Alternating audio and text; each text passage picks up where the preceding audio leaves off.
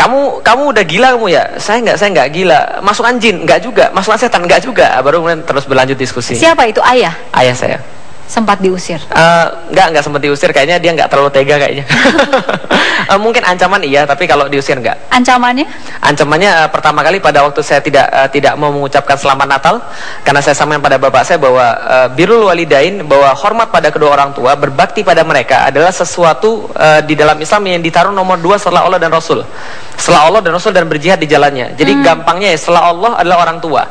Maka saya katakan bahwa birrul walidain adalah perkara yang harus saya lakukan pada mereka. Tapi kalau soalan ini saya tidak bisa untuk menyampaikan, karena kenapa? Bagi saya adalah pengakuan terhadap akidah orang lain. Nah, ketika saya sudah meyakini seperti itu, entah kalau orang yang lain yang nggak meyakini, tapi kalau saya sudah meyakini seperti itu, saya katakan saya tidak bisa.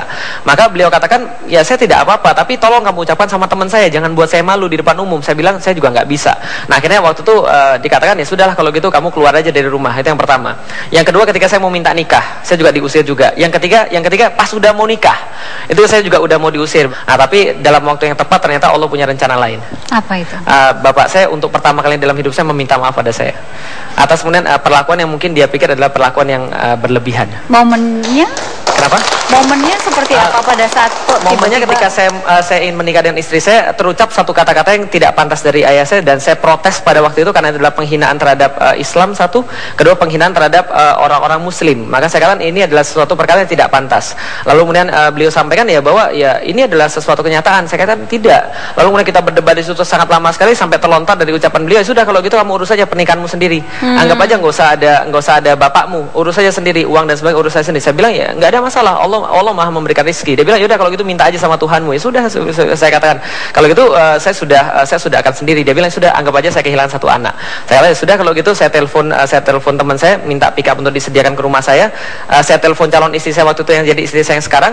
Dek, gimana ini ceritanya? Nah, kalau memang kita mau lanjut ya sudah, berarti saya pergi ke tempatmu, tapi kita nikah nggak secara rencana. Berarti kita cuma akad saja, setelah itu nggak ada apa-apa, cuma ada saksi, kita nikah secara Islam dan kemudian kita lanjut untuk kemudian berjuang di jalan Islam. Karena memang kita nikah bukan karena apapun selain daripada ketaatan pada Allah. Dia mengatakan oke. Ya akhirnya kemudian saya menelpon teman saya tadi. Nah akhirnya ketika saya mau pergi, ya bapak saya nelpon dan kemudian bilang bahwa minta maaf. Lalu kita lanjutkan situasi seperti semula. Kalau ibu? Ibu saya ini agak sedikit emosional. Nah karena emosional inilah agak sulit diajak diskusi. Jadi kalau dengan ibu saya lebih enak untuk sudahlah, kalau ada perkara yang dia tidak suka saya lebih baik diam untuk biar tidak ada konflik dengan ibu, dan ada kesempatan ya untuk menunjukkan amal-amal baik. Dengan itulah saya berdakwah pada ibu saya. Sampai sekarang tapi sampai hubungan sekarang, baik? Alhamdulillah baik. Alhamdulillah. Saya menjadi seorang yang agnostik, menjadi seseorang yang percaya akan adanya Tuhan tapi tidak percaya akan adanya agama. Agama ini munafik, semuanya bohong. Buktinya apa? Pengikut-pengikutnya sama aja kok semua. Awal-awal ada 3 pertanyaan bukan? Betul. Di kepala Ustadz Felix. Pertanyaan yang mendasar filosofisnya adalah tentang past, present, and future. Tentang masalah dari mana asal saya sih sebenarnya. Saya ini diciptakan dari siapa sih sebenarnya? Dari mana sih saya bisa hadir di sini? Yang kedua, akan kemana sih setelah saya mati? Setelah saya mati itu gelap atau apa sih? Atau seperti apa sih kondisinya? Yang ketiga adalah sebenarnya ngapain sih saya ini di dunia? Nah jadi pastnya adalah saya ini dari mana? Future-nya adalah akan kemana saya setelah mati? Dan present-nya adalah ngapain saya sekarang di dunia? Ya, saya tanya pada orang tua. Dan saya tanya pada orang tua, dari mana asal saya? Mereka menjawab, ya dari bapak dan ibumu lah. Bapak dan ibu dari mana? Dari kakek dan nenek. Kakek dan nenek dari mana? Dari buyut. Nggak selesai-selesai karena gitu-gitu terus. Itu saya cari juga pada agama, dan ternyata yang saya dapat juga jawaban yang tidak memuaskan.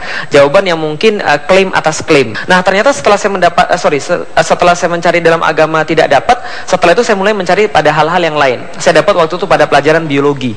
Asal manusia dari mana? Dari evolusi. Manusia asalnya dari monyet.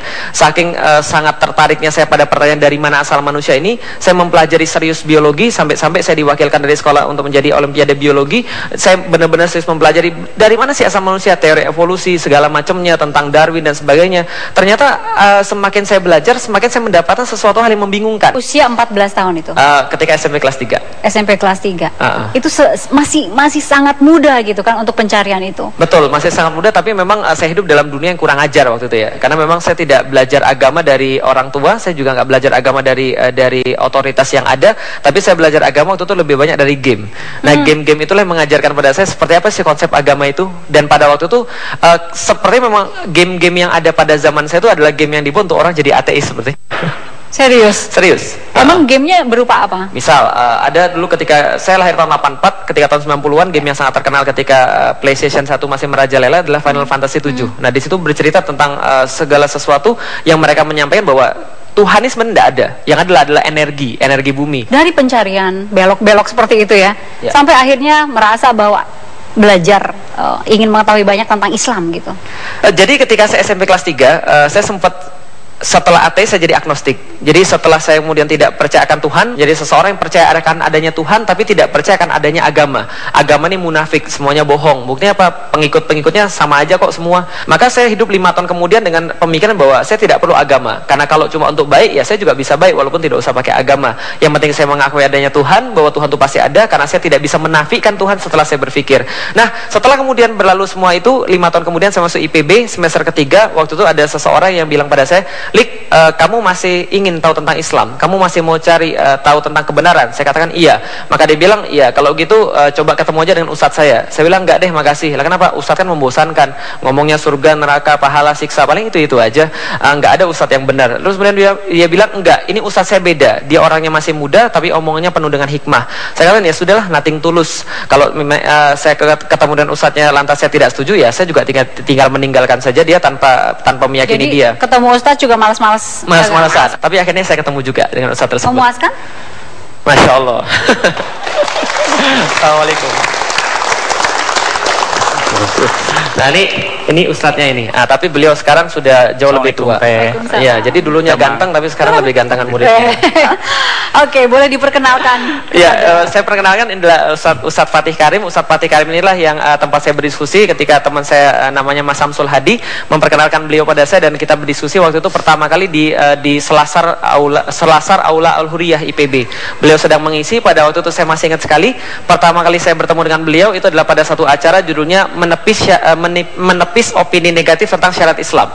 Jadi Mbak bisa bayangkan bagaimana seorang non muslim kemudian yang tidak memahami apa-apa ketika sampai ke masjid omongnya tentang potong tangan, rajam dan sebagainya.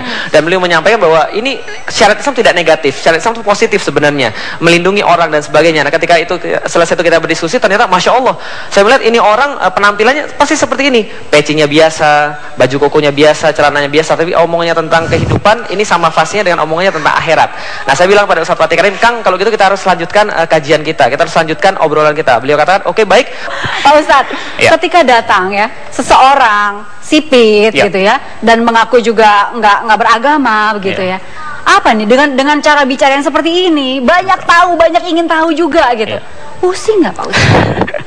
Iya, bahkan yang mengagetkan adalah saya malam itu, saya ingat malam Jumat ya, kedatangan mahasiswa pakai sendal jepit kemudian ke kosan saya, gondrong, kemudian ya saya awalnya berpikir bahwa ngapain ngeladenin orang kayak gini gitu, karena nggak ada gunanya, karena yang saya dengar beliau ateis gitu. Tapi kemudian beliau pertanyaan pertama itu menggelitik sehingga saya bilang nih orang harus dijelasin dengan dalam. Apa pertanyaan pertama? Pertanyaan pertama, Tuhan itu sebenarnya eksis, tapi sebenarnya bagaimana kita bisa meyakini bahwa Islam itu benar? Bagaimana Anda bisa menunjukkan Islam itu benar sementara saya melihat realitas Islam itu seperti itu? Kemudian yuk kita masuk kamar saya. Nah, jadi akhirnya di kosan saya itu di lantai 1 kita diskusi. Saya masih ingat banget, setelah makan kita ngobrol jam 8 sampai jam 5 pagi, nggak makan, nggak minum lagi, dan nggak ke toilet. Ngobrol terus. Jam 8 sampai jam 5 pagi, nggak makan, nggak minum, nggak ke toilet.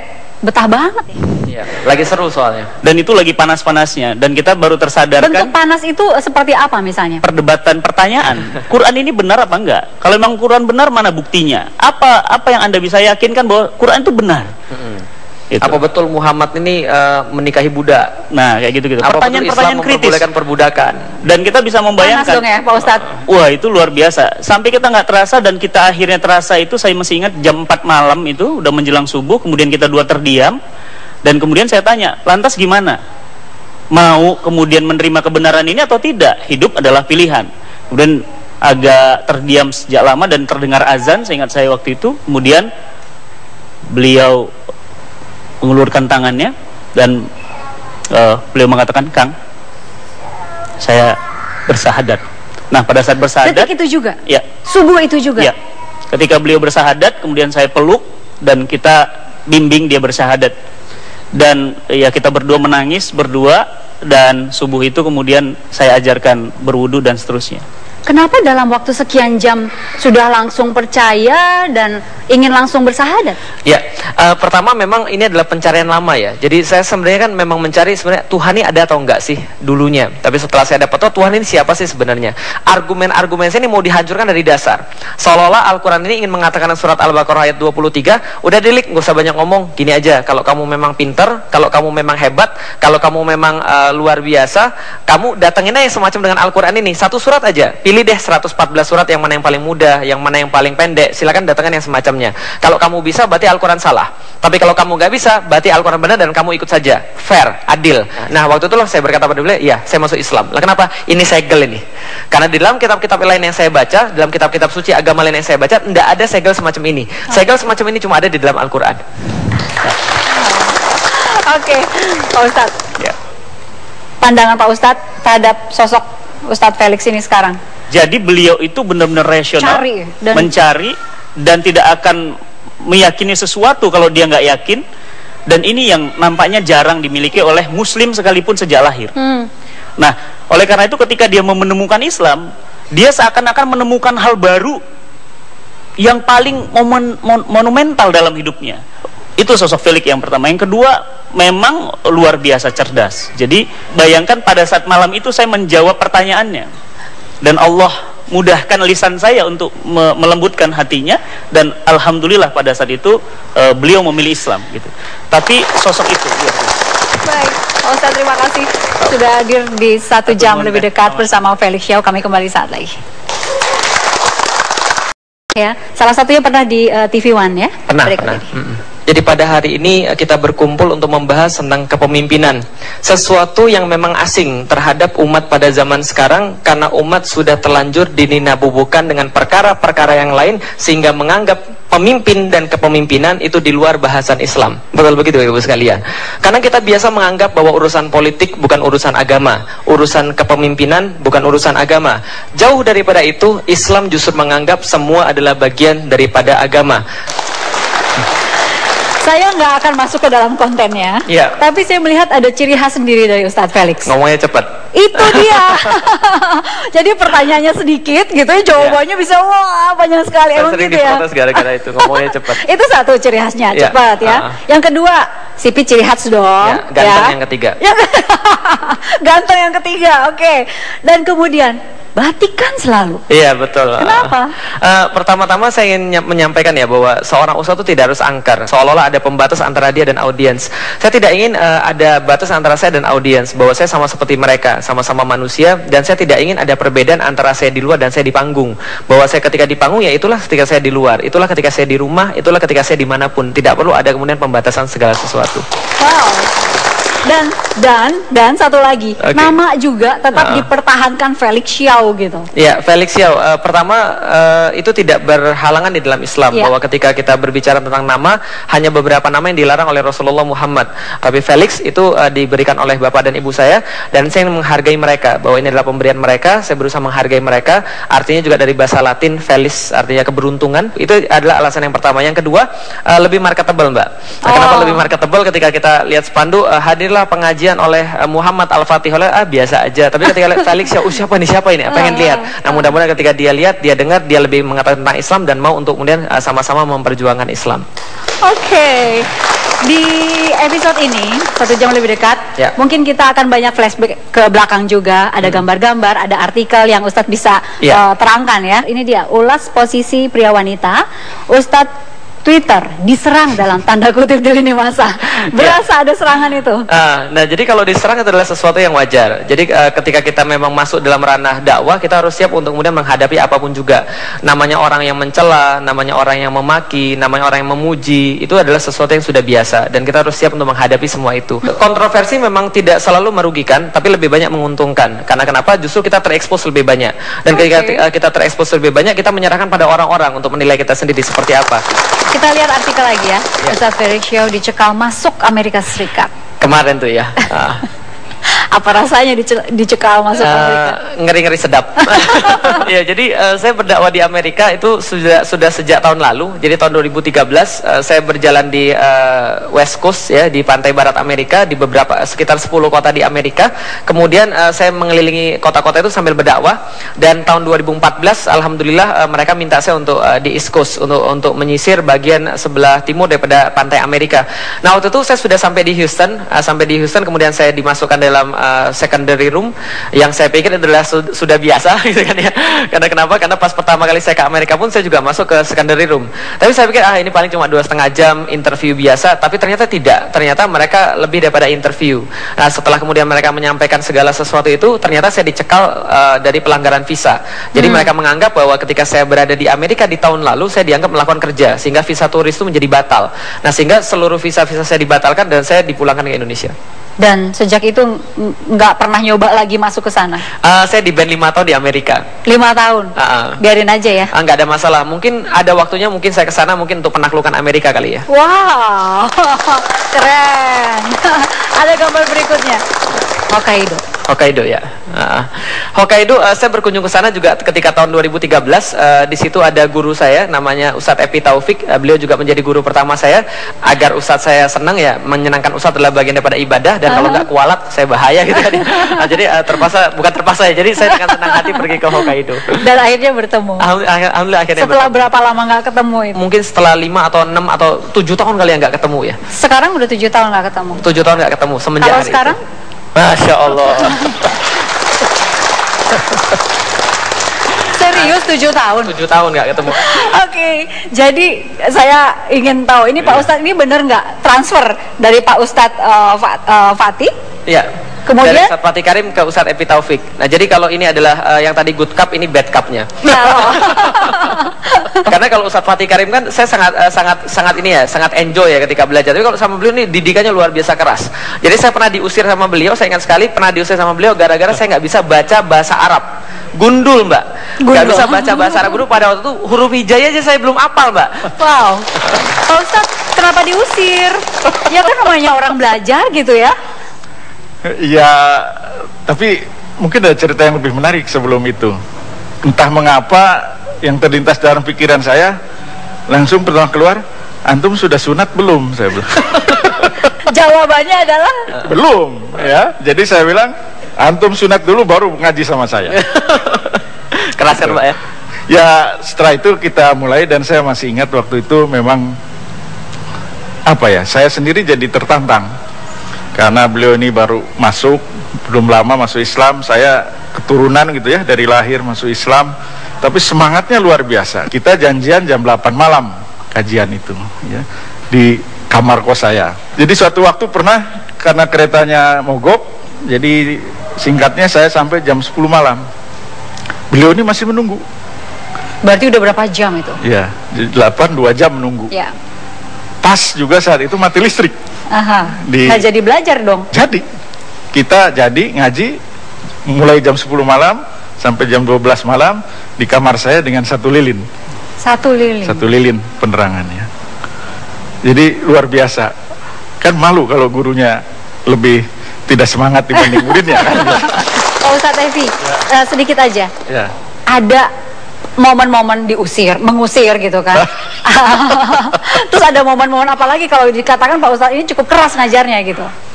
Sebenarnya ya, menurut saya itu paling ringan itu. Ada satu lagi, rapat kita nggak bawa data, suruh pulang. Jadi yang paling saya ingat daripada beliau adalah, Lik, jangan bicara kalau nggak ada data. Jadi itu sangat menancap pada saya. Jadi sampai sekarang ketika saya berbicara apapun, saya harus ada data. Saya nggak mungkin berbicara kalau saya nggak punya basis data. Nah, karena itulah kemudian ya mungkin karena beliau pendidik, basis sains, kemudian penelitian, nah itu kemudian saya ambil banyak daripada beliau. Baik, sekarang dua-duanya ada di sini. Ya. Mungkin ada sesuatu yang ingin disampaikan. Beliau ini kemudian saya katakan bahwa ketika saya harus berhutang pada 2 orang, maka saya berhutang sama Ustadz Epi Taufik dan Ustadz Fatih Karim. Karena beliau inilah membentuk dasar-dasar saya sebagai seorang muslim. Berhutang itu dibayar dengan cara apa dong? Masya Allah, saya pikir mungkin mudah-mudahan doa saya pada Allah untuk mereka berdua cukup. Amin. Kami masih masih memiliki beberapa segmen lagi ke depan ya. Untuk Pak Ustadz, terima kasih. Sama-sama. Kami kembali saat lagi. Kita telepon bapak saya dan saya bilang, Pi, Felix di depan Ka'bah. Dan kemudian kita mendoakan bahwa dia agar Ka'bah. Insyaallah. Kapan pertama lihat? Tahun berapa dan apa rasanya? Ya, setelah saya masuk Islam itu adalah sebuah impian yang saya pikir nggak akan pernah tercapai ya. Karena kenapa? Karena kondisi finansial, kemudian kesempatan, kemudian ya segala macam lah. Saya pikir itu cuma sebuah angan-angan yang nggak pernah akan tercapai. 2010 saya bilang sama bapak saya bilang, Pi, bapak saya seorang direktur di perusahaan agrochemical. Saya bilang, Pi, selama ini kan papi kalau ketemu dengan customer, lalu kemudian mengikat customer ini kan dengan cara-cara tertentu, termasuk ngasih mereka bonus setiap tahun. Saya bilang, bonusnya biasanya apa? Bapak saya bilang, bonusnya motor. Harganya berapa? 15 jutaan. Ya sudah, kalau itu mau nggak tambah sedikit lagi dan beri mereka mengikat kepada kita. Gimana cara? Kita umrohin. Wah, bapak saya agak berpikir keras. Tapi dia kata, boleh. Tapi pembimbingnya siapa? Felix. Emang kamu pernah umroh? Enggak. Tapi saya sudah siap. Gitu. Akhirnya kemudian singkat cerita kita laksanakan ide gila ini kemudian untuk umroh bersama petani gitu kan ya. Untuk umroh bersama penjual-penjual R1 daripada perusahaan kita. Akhirnya kita kumpulin sekitar 25 orang dan sebelum itu saya bilang gini, saya sangat menginginkan banget bahwa istri saya bareng-bareng saya di situ. Ingin kemudian bareng-bareng untuk bersujud. Rasanya nggak enak banget kalau sana cuma saya sendiri di sana. Akhirnya kemudian saya berpikir, berdoa pada Allah, duit itu nggak kunjung datang juga. Akhirnya bapak saya bilang, Lik, kamu di sana gimana nanti? Iya sih, pengennya sih Iin ikut, pengen istri saya ikut. Bapak saya bilang, udah kenapa nggak ikut aja? Duitnya dari mana, Pi? Ikut aja, papi yang bayarin. Ya. Alhamdulillah, tahun 2011 akhirnya saya berangkat sama istri saya untuk pertama kita lihat Ka'bah, Masya Allah. Kemudian setelah selesai kita tawaf, kemudian kita sholat di Makom Ibrahim, kemudian di depan Makom Ibrahim kita kemudian berdoa dan saya bercucuran air mata di situ. Kita telepon bapak saya dan saya bilang, Pi, Felix di depan Ka'bah. Dan kemudian kita mendoakan bahwa dia agar masuk Islam. Ya, sesuatu mungkin pada saatnya Allah lebih tahu kapan itu saat yang lebih tepat. Oke. Kita langsung bergerak ke gambar berikutnya. Ya. Apa ini? Itu kos-kosan yang tempat saya masuk Islam. Lokasinya kos-kosan di Ustadz Fatih Karim itu. Dan ini bentuknya masih seperti ini sekarang. Udah berubah banyak. Pas saya datang sana jauh lebih sederhana. Okay. Kalau nggak bisa dikatakan minimalis. Bapak ini pernah serumah? Masya Allah. Perkenalkan dong. Ya, jadi ini abang ini namanya Ruli Faisal. Jadi teman saya ketika kita sama-sama kos di Aroya. Jadi Aroya itu dulu kita ambil dari benderanya Rasul yang berwarna hitam, terus kemudian ada tulisan La ilaha illallah Muhammadur Rasulullah. Nah, ketika saya sudah masuk Islam, Ruli ini termasuk orang yang tinggal sekos-kosan dengan saya dan termasuk bagian daripada aktivis dakwah juga. Itu patungan kos-kosannya? Iya, bayarnya? Dulu kita pindah dari Penjajah ke ini dari Baranang Siang ke Dermaga itu. Nah, kita cari rumah kosan yang baru. Nah, Felix termasuk salah satunya. Nah, kita ada beberapa orang yang sudah ngaji itu, saya, Samsul dan Asril. Nah, beliau ini belum ngaji, malah belum masuk Islam juga gitu. Nah, setelah masuk Islam malah bagusan dia Islamnya gitu. Ini yang pertama kali ngasih sarung ke saya. Oh. Jadi saya banyak sholat pakai sarungnya Ruli Faisal ini. Sarungnya masih ada nggak sekarang? Masih ada, tapi udah bolong. Maksudnya minta dikasih lagi gitu maksudnya. Kenapa merasa harus kasih sarung gitu? Ya karena kita kan harus support beliau gitu di tengah keluarganya yang ditolak seperti itu. Felix ini kalau misalnya setelah masuk Islam, malah dia yang bangunin subuh semuanya di kosan kita gitu. Masuk ini saya bangun subuh. Susah dibanguninnya, susah. Dia tutup palanya pakai bantal mas. Aduh, ini baru masuk Islam tapi udah belagu gitu. Dan dia duluan yang ke masjid. Dia duluannya ke masjid, terus tiap azan duluan juga Ya, gitu. betul. Oke, di dalam kos-kosan yang bersejarah ini gitu ya, itu kan rasanya dibangunin oleh Felix gitu ya. Subuh udah segala macam suruh sholat gitu. Puasa juga. Puasa pertama di kosan itu atau enggak? Ya, di kosan itu. Puasa pertama. Cukup menderita enggak waktu itu? Alhamdulillah puasa pertama cuma 2 kali kita nggak bangun subuh bareng-bareng. Karena kita nggak sahur bareng-bareng. Dua hari itu. 2 hari aja. Apa rasanya puasa pertama? Alhamdulillah ya. Jadi sebelum saya masuk Islam saya juga sudah melatih puasa sebenarnya. Jadi ketika puasa pertama bagi saya nggak terlalu susah. Nggak terlalu susah. Cuma ya? memang suasananya Masya Allah. Ketika kita menyaksikan orang-orang Muslim kan kadar keimanannya sangat meningkat ketika bulan puasa. Mereka lebih dekat dengan Allah, mereka lebih dekat dengan Rasul, mereka lebih mudah untuk disentuh hatinya, dan itu pun yang terjadi pada saya. Ini udah 12 tahun nggak ketemu kan? terakhir kita ketemu di bandara, Dik ya. Di bandara. Beliau mau ceramah. Barusan kemarin. 12 Oke, setelah 12 itu tahun. nggak sengaja. Nggak sengaja. Ya, sudah 12 tahun nggak temu. Kita kan flight pertama. Dulu waktu itu Felix mau ke Bali, ceramah ke Bali. Saya mau ke Lampung. Nah, ternyata kita sebelahan sholat subuh. Kita nggak saling menyadari, tapi kita takbir bersama. Takbir bersama. Ternyata di sebelah saya juga kaget juga. Saat salam, ternyata loh Ustadz Felix. Saya bilang panggil Ustadz dulu, Felix aja gitu. Felix aja. Assalamualaikum Ustadz. Waktu di kos-kosan ya, sudah menduga nggak sih bahwa nanti suatu saat akan jadi Ustadz gitu? Nah, Felix ini anak yang super lah gitu, super. Otaknya encer. Nah, itu mungkin karena bicaranya cepat itu karena otaknya memang encer. Pernah kita ujian tengah semester, ujian akhir semester. Nah, ini kita sistem kebus malam, beliau tidur aja. Kerjanya tidur gitu. Karena malah bukan karena pintar, Mbak. Malah lampu kamarnya itu paling cepat mati duluan. Itu Felix tuh. Sementara Mas Ruli masih belajar semalam kita sampai jam 11, bahkan Samsul itu sampai di sofa gitu kan belajar gitu. Beliau tidur. Karena dulu sebagai mahasiswa ya kan kita semua harus hemat, Mbak ya. Jadi kalau kita mau ujian tuh kita langsung fotokopi, Mbak, dari cewek-cewek yang rajin nyatet. Setelah kita fotokopi satu buku, Mbak, kita robek jadi 2, Mbak. Nah, kamu belajar ini, saya belajar ini. Nah, jadi kita gantian, Mbak. Nah, saya tuh kalau ada 2 pilihan, Mbak, saya memilih yang ketiga, Mbak. Jadi kalau ada pilihan antara belajar atau tidur, saya main game aja, Mbak. Jadi sebenarnya saya sebenarnya gelap itu main game dulu. Tapi anehnya nilai dia lebih bagus daripada saya. Oke. Jadi pada saat itu nggak menduga sama sekali akan menjadi seorang ustadz. Ya, nggak menduga. Ada diskusi agama lain datang ke kosan kita dengan beberapa orang gitu. Beliau yang baru masuk Islam ikut nimbrung diskusi. Apa yang dia terbatas tentang pengetahuan tentang Islam, dia terus diskusi. Itu bagusnya Felix gitu. Yang lain melipir. Lainnya melipir. Oke, ini sahabat teman lama, ini kita jeda dulu, silakan ngobrolnya lanjut ya. Kami kembali saat lagi. 4, namanya Ayah Sofia Asyarifah. Yang kedua dan yang ketiga namanya siapa dan siapa? Namanya Sifar Muhammad Al-Fatih 1453. Yang ketiga Gozi Muhammad Al-Fatih 1453. Itu pakai angka 1453? Pakai angka 1453, betul. Apa itu? Nomor-nomor apa itu? Karena itulah saya memang kasih nama supaya ditanya, Mbak. 1453 adalah tahun penaklukan Konstantinopel oleh Muhammad Al-Fatih. Oke. Kalau yang putri-putri nggak dikasih angka? Nah, kalau yang putri-putri nggak dikasih angka karena memang mereka bukan tugasnya untuk berjihad. Oke. Nah, jadi tugasnya laki-laki untuk berjihad. Istri belum diperkenalkan loh. Oh iya, ini adalah bagian daripada surga yang Allah janjikan pada saya, tapi di dunia sudah disegerakan. DP-nya ini kira-kira. Jadi namanya Parsini, namanya Parsini, nama kampungnya, nama kerennya Iin. Iin ya. Oke. Ini sebelum lebih jauh lagi nih ya, ada gambar yang ingin kita perlihatkan. Jadi ini ada apa dengan sawah dan gadis-gadis nih? Iya, jadi saya kan mahasiswa pertanian, Mbak ya. IPB kita lagi praktikum nanam kedelai. Nah, seperti yang kita tahu, kedelai itu harus ditanam di tempat yang basah karena hujan lagi rintik-rintik, dan kalau masuk ke sawah itu kan bisa sampai sini tanahnya, itu bisa sampai kaki betis tanahnya. Nah, saya waktu itu masuk ke praktikum sawah itu dengan misu-misu. Hari Sabtu menggerutu suruh praktikum, ini nggak banget sih, tempatnya becek lagi. Tapi ternyata ketika lagi seperti itu datanglah seorang cewek, dia justru kemudian datang ke dalam sawah itu, dia nggak ngapa-ngapain, maksudnya masuk situ kos kakinya masih dipakai dan jilbabnya masih dipakai, masuk ke dalam sawah.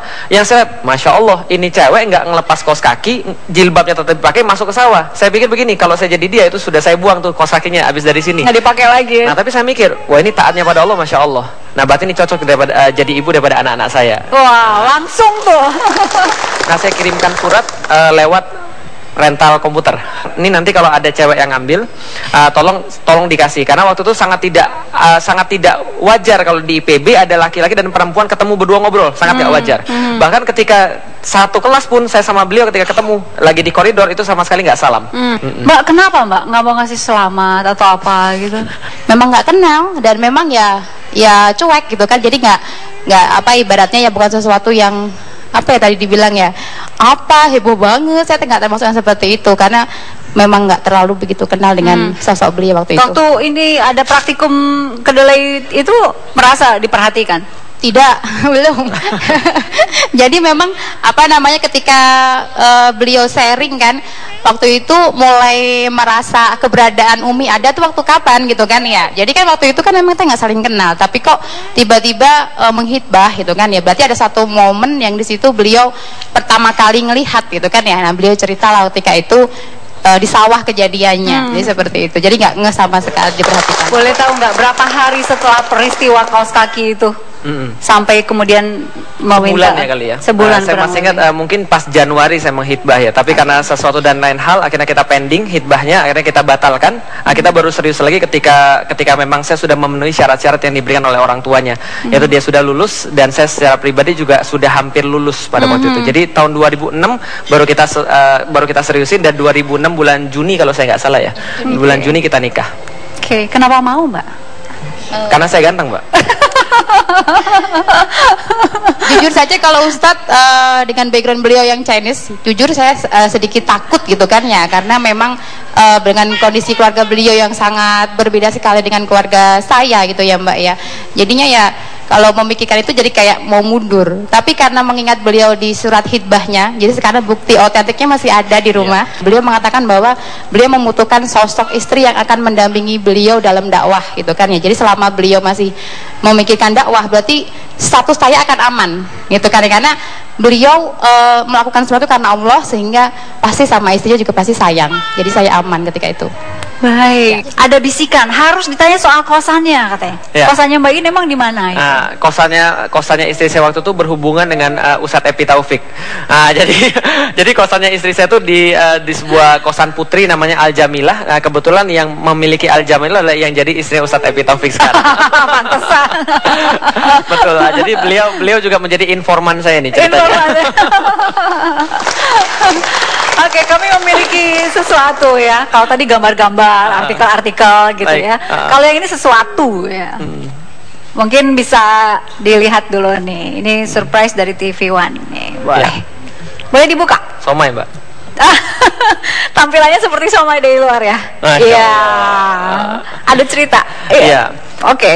Nah, ini adalah spaghetti ini pertama kali dimasakin oleh ibu saya ketika calon istri saya datang. Nah, jadi ketika calon istri saya datang, ini kemudian ibu saya masakin spaghetti. Waktu itu istri saya nggak bisa makan sama sekali karena memang lidahnya lidah proletar ya. Nah, tapi setelah diajarin justru akhirnya dia jauh lebih suka daripada saya. Tapi sekarang. kenapa pilihannya spaghetti, Mbak? Kebetulan memang saat ini sangat menyukai jenis-jenis mie ya, mie ayam, spaghetti, pokoknya yang berbau mie itu sangat luar biasa. Karena orang Cina itu makanan pokoknya mie, bukan? Iya, iya. Spaghetti kan kebetulan juga memang sangat praktis ya buatnya. Mungkin setiap pagi itu bisa cepat, apalagi dengan kondisi anak saya cukup banyak, jadi nggak memerlukan waktu yang lama untuk membikinnya. Oke, dari istri mungkin ya, ada harapan khusus untuk Ustadz Felix? Berharap Abi tetap istiqomah ya, insya Allah yang apa yang Abi dulu pernah azamkan satu persatu Allah sudah wujudkan gitu kan, yang bisa membuktikan kepada mungkin dulu orang-orang yang mungkin pernah menganggap remeh atau mungkin menganggap aneh gitu kan ya, dengan apa ya keinginan-keinginan beliau yang sangat mungkin nggak masuk akal gitu kan, tapi alhamdulillah satu persatu tuh beliau bisa wujudkan. Salah satu dulu ketika saya pertama kali menikah, beliau kenapa tetap ingin tinggal di Jakarta, karena ingin meratakan Jakarta dengan Islam. Ketika itu mungkin siapa beliau gitu kan ya, jadi orang juga tidak kenal gitu kan ya. Saya menemani beliau berdakwah dari satu tempat ke tempat lain dan dengan kondisi yang sangat memprihatinkan gitu kan ya, tapi sekarang beliau subhanallah permintaan ngisi itu sampai kalau kata beliau udah muntah gitu kan. Ketika saya menghitbah istri saya, dalam surat itu saya katakan bahwa sekarang mungkin saya bukan siapa-siapa, tapi akan ada satu masa di mana kamu harus ridho ketika diduakan oleh Allah dan Rasul, bahwa saya akan keliling kemana-mana untuk memberikan kajian tentang Islam. Dan dia katakan iya, tapi ternyata setelah nikah ya protes juga sebenarnya. Karena namanya juga manusia kan ya. Baik, Ustadz Felix Xiao, terima kasih sudah hadir di 1 jam lebih dekat bersama Felix Xiao. Ini juga kasihan kayaknya udah mau bobo ya. Iya. Untuk Pak Ustadz semuanya terima kasih, dan untuk semuanya juga terima